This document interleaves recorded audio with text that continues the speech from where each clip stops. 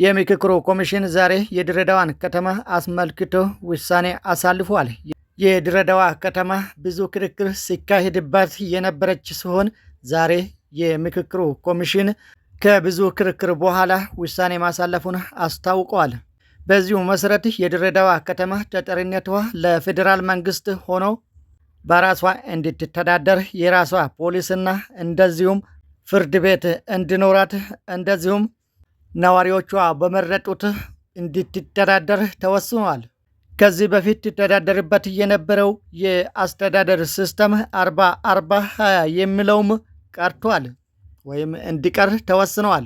በምክክሩ ኮሚሽን ላይ የተሳተፉት ከኦሮሚያ የመጡ ተሳታፊዎችና ከሶማሊያ ክልል የመጡ ተሳታፊዎች በከተማዋ ላይ ክርክር ሲያካሂዱ ነበር። ከኦሮሚያ በውይይቱ ላይ የተሳተፉ ተሳታፊዎች ከተማዋ በኦሮሚያ ክልል ስለምትገኝ እንደ ሌሎቹ የኦሮሚያ ከተሞች በኦሮሚያ ትተዳደር የሚል ሀሳብ በማቅረብ ሲከራከሩ ነበር። ከሶማሊያ ክልል የመጡ ተሳታፊዎች ደግሞ ከተማዋ ከጥንትም ጀምሮ ብዙ ሶማሌዎች ይኖሩበት ስለነበረ የሶማሌ ክልል አካል መሆን አለበት በማለት ይከራከሩ ነበር። በመጨረሻ ላይ ከሁለቱም ክልል የመጡ ተሳታፊዎችን በማግባባት ከተማዋ በራሷ እንድትተዳደር ተግባብቷል ተብሏል። 9 የፌዴራል ልዩ አዳሪ ሁለተኛ ደረጃ ትምህርት ቤቶች ተማሪዎችን ተቀብሎ ለማስተማር ዝግጅታቸውን ማጠናቀቃቸው ተነገረ። እንደዚሁም የቻይነኛ ቋንቋ በእነዚህ ትምህርት ቤቶች እንደ አንድ የትምህርት አይነት እንደሚሰጥም ተገልጿል። በ2019 የትምህርት ዘመን ተማሪዎችን ተቀብሎ ለማስተማር 9 የፌዴራል ልዩ አዳሪ ሁለተኛ ደረጃ ትምህርት ቤቶች ዝግጅታቸውን ማጠናቀቃቸውን የትምህርት ሚኒስቴር አማካሪ ሚኒስቴር ዴኤታ ፕሮፌሰር ክንደየ ገብረ ሕይወት ገለጹ። በትምህርት ሚኒስቴር የሚተዳደሩ እነዚህ ልዩ አዳሪ ሁለተኛ ደረጃ ትምህርት ቤቶች ብቃት ያላቸውን ተወዳዳሪ የሆኑ ስነ ምግባርን የተላበሱ እንዲሁም ለሀገር የሚበቁ የወደፊት መሪዎችን ለማፍራት የሚያግዙ ተቋማት መሆናቸው ፕሮፌሰር ክንደያ አስገንዝበዋል። ከመደበኛ ትምህርት ቤቶች በተለየ መልኩ በልዩ አዳሪ ትምህርት ቤቶቹ የተግባር እና የክህሎት ትምህርት ላይ ልዩ ትኩረት እንደሚሰጥም ተገልጿል። ይህም ተማሪዎቹ የተለያዩ ክህሎቶችን እንዲያዳብሩ፣ ቴክኖሎጂን በተግባር እንዲጠቀሙ እና ለወደፊት የስራ እና የትምህርት ዓለም ተወዳዳሪ እንዲሆኑ ያግዛል ተብለዋል። በተጨማሪም ከቻይና መንግስት ጋር በተደረገው የትብብር ስምምነት መሰረት በሚቀጥለው የትምህርት ዘመን ጀምሮ የቻይና ቋንቋ በእነዚህ ትምህርት ቤቶች እንደ አንድ የትምህርት አይነት እንደሚሰጥ ፕሮፌሰር ክንደያ ገልጸዋል። ባለፈው ዓመት ስራ በጀመሩ 5 ልዩ አዳሪ ትምህርት ቤቶች ከሁሉም የሀገሪቱ ክፍሎች የተወጣጡ 1250 የተሻለ ችሎታ ያላቸው ተማሪዎች የትምህርት ዕድሉ ተጠቃሚ መሆናቸውንም ተገልጿል።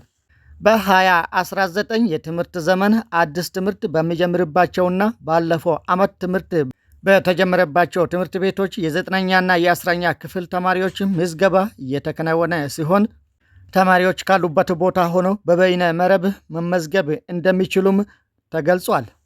ከውጭ ወዳገኘነው ዜና ስናልፍ በሆርሙዝ ወሽመጥ ውስጥ ኢራን በዕቃ ጫኝ መርከቦች ላይ ጥቃት ፈጽማለች።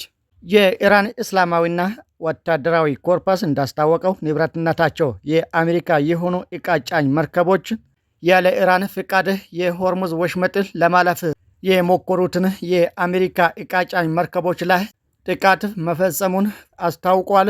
ለተፈጸመው ጥቃትም ኢራን ኃላፊነቱን ወስደዋለች። ይህ ጥቃት የተፈጸመው አሜሪካና ኦማን በሆርሙዝ ሰርጥ ጉዳይ ኢራንን ለድርድር በጠየቁበት ነው ተብለዋል። በሌላ በኩል በመካከለኛው ምስራቅ ውጥረትን የሚጨምሩ ሁኔታዎች እየታዩ ነው ተብለዋል። ይህም ኢራን ከአሜሪካና ከእስራኤል በተቃራኒ በመሆን ከሰሜን ኮሪያ ጋር አዲስ ግንባር ልትፈጥር ነው ተብለዋል። ኢራን በአሜሪካና በእስራኤል መካከል ያለው ውጥረት እየተባባሰ ባለበት ወቅት ሰሜን ኮሪያ ከኢራን ጋር የመከላከያ ስምምነት ለመፈራረም ማቀዷን ገልጻለች። ይህም በሁለቱ ሀገራት መካከል ያለውን ወታደራዊ ትብብር የበለጠ ሊያጠናክር ይችላል ተብሏል።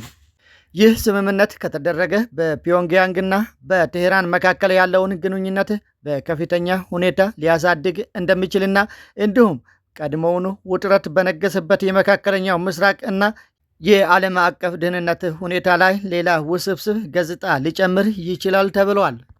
በሌላ በኩል ደግሞ በኢራን ኒኩሌር ማምረቻ ሰፈር ያልተለመደ ክስተት መታየቱ ተዘግቧል። ይህንንም በተመለከተ ኢራን አሜሪካን አስጠነቀቀች። የተለያዩ ሚዲያዎች እንደዘገቡት በአሜሪካ ኃይል በፒካክስ ማውንቴን የኒኩሌር ተቋም አካባቢ ላይ ድንገተኛ ጥቃት ለመፈጸም የታቀደ ክስተት ነገር እየታየ መሆኑ ተዘግቧል። በዚህም መሰረት ኢራን በኒኩሌር ተቋማቷ ላይ ለሚሰነዘረው ማንኛውም ጥቃት የምትሰጠው ምላሽ በወታደራዊ እርምጃ ብቻ የተገደበ እንደማይሆን ስትል አሜሪካን አስጠንቅቃለች። ኢራን እንደዚህ መዳፈሯ ምንዋን ተማምና ነው በማለት አስተያየትም ተሰጥቷል።